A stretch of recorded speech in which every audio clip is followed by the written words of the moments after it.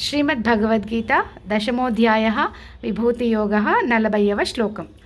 नान्तोऽस्ति मम दिव्यानां विभूतीनां परन्तप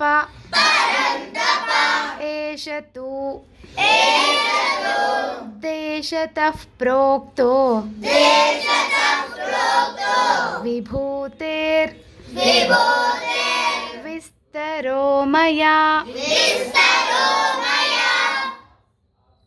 नान्तोऽस्ति मम दिव्यानां विभूतीनां परन्तप एष तु देशतः प्रोक्तो विभूतेर्विस्तरो मया। नान्तोऽस्ति मम दिव्यानां विभूतीनां परन्तप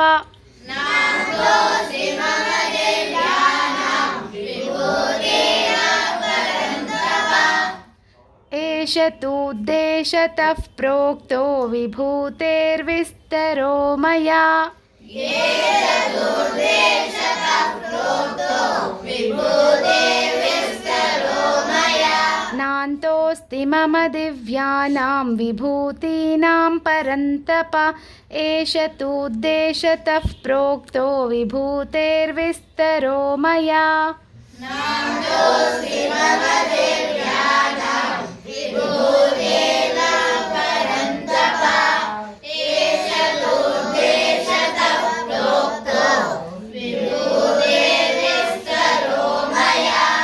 जय श्री राम।